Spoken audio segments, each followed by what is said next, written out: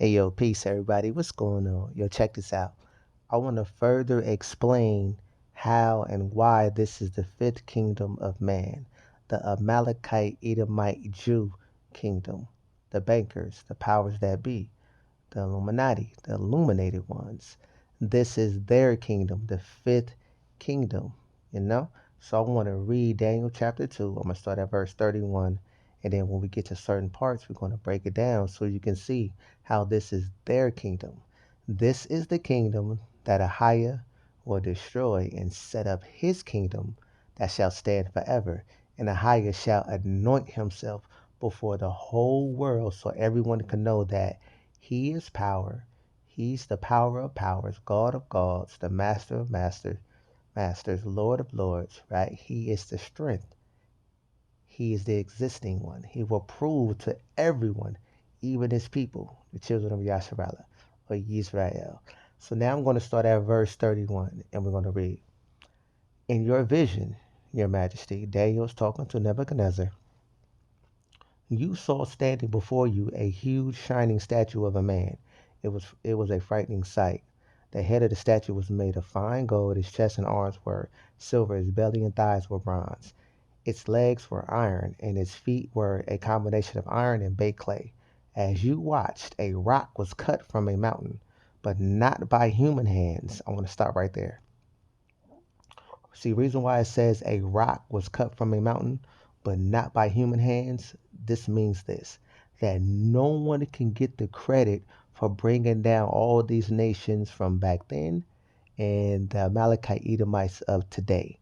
Only Ahia will get the credit and be known as the power, the Almighty, the only high, to the most powerful to bring down such a nation who has this much power and has exalted themselves to the heights of the heavens, right? So you can't give credit to your idols. No Jesus, no Yahushua, no Buddha, no Muhammad, no Allah, no nothing. Only a higher. So this is why this mountain that's that's cut out, no, this rock that's cut from a mountain, but now by human hands, that's just a higher, solely getting all the credit that he deserves. Verse 34. And a rock was cut from a mountain, but not by human hands. It struck the feet of iron and clay, smashing them to bits. The whole statue was crushed into small pieces of silver. I'm sorry, to small pieces of iron, clay, bronze, silver, and gold. And then the wind blew them away without a trace, like a chaff on a threshing floor. But the rock that knocked the statue down became a great mountain that covered the whole earth. Now, what that means is that rock was a higher, that stone, right?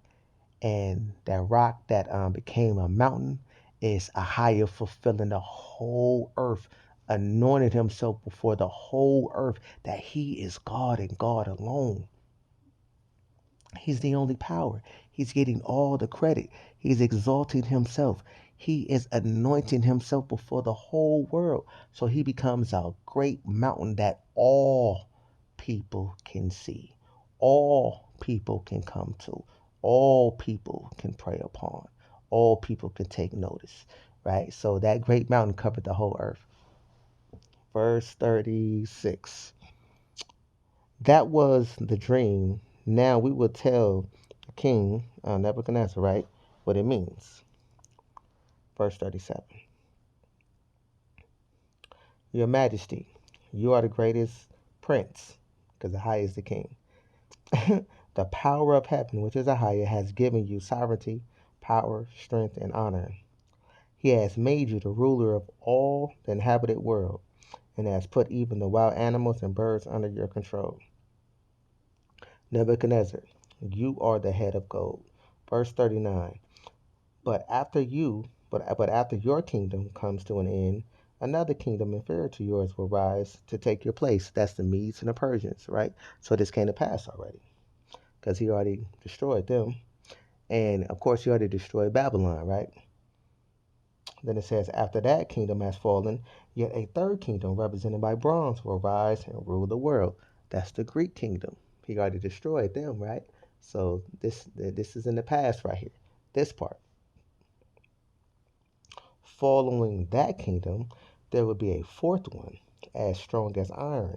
The kingdom would smash and crush all the previous empires, just as iron smashes and crushes everything it strikes. Now, that fourth kingdom, some used to say that this is the fourth kingdom of man, but it's not. The fourth kingdom is the Roman kingdom, so they thought the Roman kingdom was like an extension of today from then, right? But nah, he already took care of that. But the Roman kingdom also had an Amalekite Edomite Jew influence. That's why Josephus was so pivotal and important, during that time because he had his hand on that New Testament, which became a stumbling block unto the whole world, and of course my people, due to the curses of Deuteronomy 28 and Leviticus 26. Now, this word gets interesting. Verse 41. The feet and toes you saw were a combination of iron and baked clay, showing that this kingdom would be divided. And in certain translations it would say diverse, right? And this is a diverse kingdom and divided kingdom because as you see in this kingdom that the Amalekite Jew is ruling, people are very divided. We are very diverse. It's a lot of differences, a lot of different like a lot of different combinations of people, eating lifestyles, such and such things like that. And some of this kingdom is strong and some of it is weak, but the people can't come together. It's divided, right? So so it says showing that this kingdom will be divided like iron mixed with clay, because iron does not mix with clay. It will have some of the strengths of iron, but while some parts of it will be as strong as iron, other parts will be as weak as clay, as we see the collapse of this fifth kingdom of man that these Amalekite Edomite Jews is running. We see it, right? With the collapse of the economy, we see the merchants leaving America. We see and a lot of things is being exposed about how these Amalekite Edomite Jews is running things because they are the evil ones, right? Then verse 43. This mixture of iron and clay also shows that these kingdoms will try to strengthen themselves by forming alliances. So that's what the Amalekite Edomite Jew has did, right? So that's the prophecy also in Psalms chapter 83 that these Amalekite Edomites formed alliances to create dominance here in America. The what's that? The five colonies, right? The British, the Dutch, et cetera, et cetera, and plenty other nations. But these nations are going to turn on them as we see. And also, as you can see nowadays, modern day times with the BRICS movement happening. Do your research on that, do your homework. So it says, by forming alliances with each other through intermarriage, but they will not hold together just as iron and clay do not mix. So this is why things are crumbling fast. Then verse 44. During this reign of those kings, the power of heaven will set up a kingdom that will never be destroyed or conquered. It will crush all these kingdoms into nothingness and it will stand forever. So this is what I'm talking about. We are living in the fifth kingdom. We are living in the time of that statue, the feet and toes, iron and clay. The iron is the Amalekite Edomite Jew mixed with the other nations that it made alliances with. And the clay is the Hebrew Israelites, us, the so-called blacks, Negro, right? African American, Indian, or whatever you want to call us. That's us.